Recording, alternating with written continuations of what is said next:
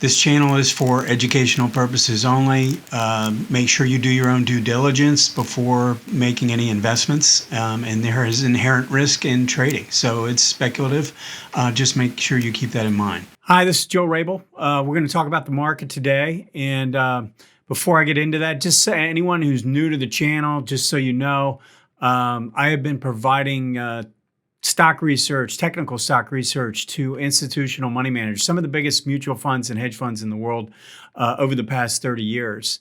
And, I started the channel and wanted to show how I look at multiple time frames, how I look at trends, how I look at changes in trend, how I look at momentum using both MACD and ADX for the most part.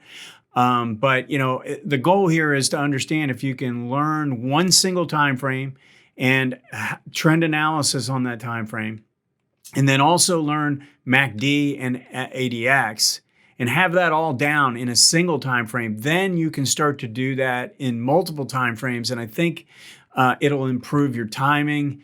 It'll help you to reduce risk when you trade or invest. And so that's kind of the goal here. That's what I'm trying to do. Let's go ahead and get into the market conditions here. I like to do this on Friday, or just once a week, Friday morning, just to kind of go over and stay on top of what's going on in the market. So one of the things is this volatility measure is above a rising moving average. So if we go over here on the right, I've got the average true range for the S&P and this red line here, and it's been moving up here recently since the bottom in early May. And now it's above its moving average. It's 18 MA. So we've kind of turned things around from a volatility standpoint. We're starting to see a little bit more of an increase. If we look at the weekly, it really hasn't changed that much. And I mentioned this a few weeks ago. If we're going to see some kind of, significant move, I think we're going to see, this red line crossing above the blue line on the weekly. And when price is trending and we get this kind of increase in volatility on a weekly basis, then we should be on the lookout for something a little bit more significant. I mean, you can see when these lines cross, there's a big drop. And where this line crossed, that was a big drop. And we can go back historically speaking and see that. So when the market's trending like this and we have low volatility, we want to be on the lookout for a move to the upside. We just don't have it yet. When I put this on the market conditions, though, I'm just looking at the daily. Want to see that that there is rising volatility taking place in the short term. Overbought, oversold. We've pulled this RSI 5 down to about 60, 61. It's trying to pull back. You can see what's happening every time this S&P tries to pull down on a weekly chart. By the end of the week, it seems to be rallying. So we'll see how it trades today, and then we'll just have to see. If it drops down, maybe this will get a little bit more oversold, but really been looking for this to come a little bit closer to this 18-week line. 3950 to 4,000 is pretty good support. If we were to get that and get this a little bit more oversold, we've got the sentiment number down a little bit, down to 37%. Now, I mean, it might, if the market rallies back up, it's very possible it's going to jump right back above 40.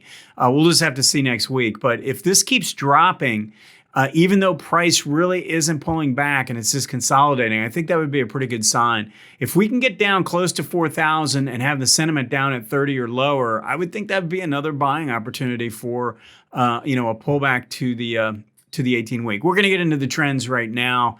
Let me switch over to a different chart. I've got the 4 time frames up: monthly, weekly, daily upper right, and then an hourly in the upper left. And I like to put the 18 and the 40 moving average on each time frame, so they all have the same moving averages on all 4 time frames. And then I've got a standard 1226 MACD, and I've got the 13.8 ADX. So that means that the DI lines are set to 13, and the smoothing or the ADX line is set to 8. And if your software can do that, I definitely recommend you using it. It gives you a lot more insight into what's going on in the market. So one of the things that I recommend is, when you look at these 4 timeframes together, the first thing you want to do is sort of just say, okay, what's going on? And I'd view this, hold on a sec. I'd view this as uptrend.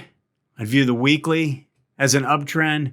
The daily right now, moving average is flat. Prices in between them is neutral. And we kind of have a unique situation here. I mean, I would view this as neutral on the hourly as well. And you kind of look at it like a trading range that has formed. So it's just good to look at it this way. Now, one of the time frames, so if you look at the monthly, it's the only time frame out of the group that's overbought. We can see that we've made a pretty good move that kind of has jetted away from the moving average. And so, really, when you go to all the other time frames, you really don't have that as an issue.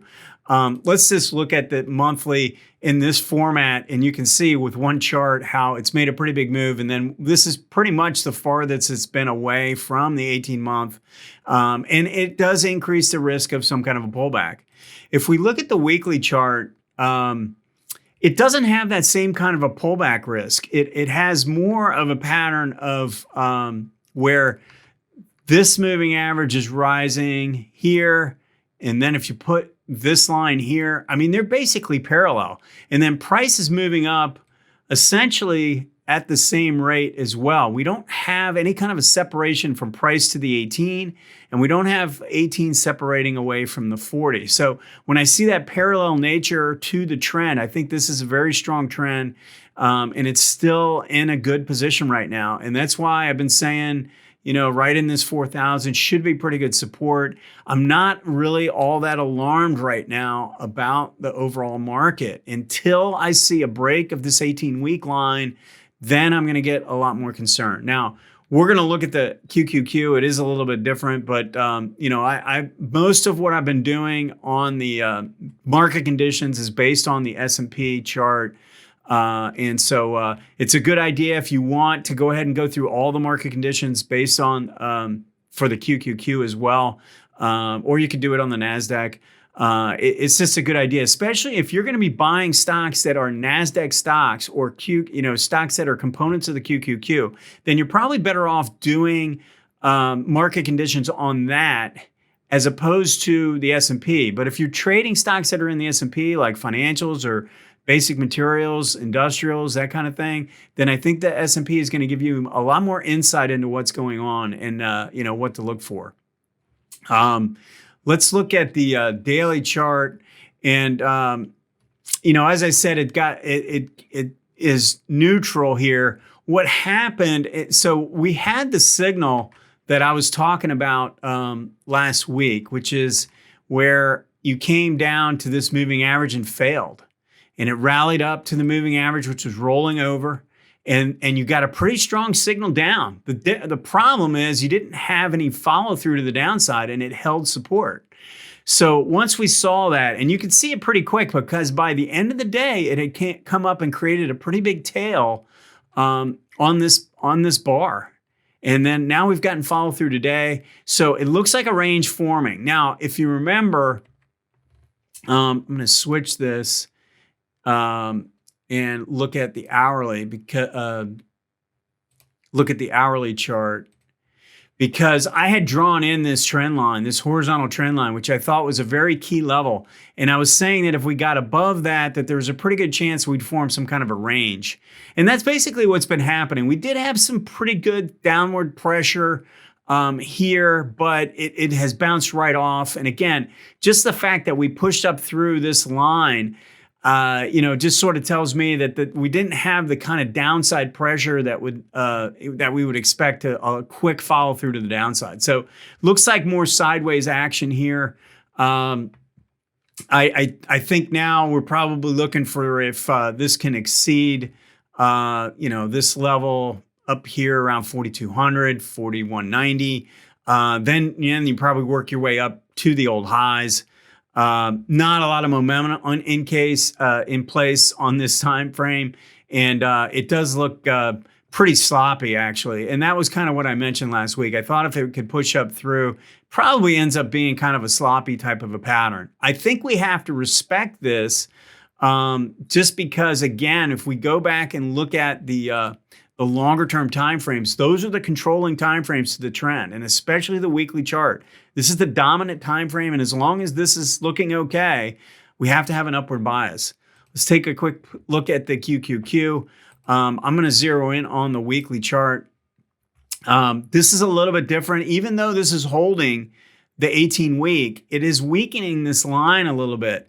The thing is that it hasn't been able to close. We'll have to see what happens today, but it hasn't been able to close below this 18-week on this pullback. So last week it came all the way back and closed above, and now it's coming all the way back again after testing the level of support level basically from last week. So we've got a little bit of a range formed right now, and that's what I was kind of hoping for. If we could continue to sort of trade in a range, where this is support and this is resistance. And I haven't worked down to the lower end of this level, and we might not, but I don't know. I'd really like to see a little bit more sideways and let the longer term trend, the longer term moving average on the monthly chart catch up a little bit. So that's kind of where I am right now on this weekly chart.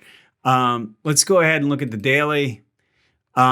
So again, same sort of thing where we tried to come down and really found support at this prior low. And we've gotten two really good green bars here, strong moves. This had really good volume associated with it. And again, price action is going to give you a much quicker signal than the indicators are.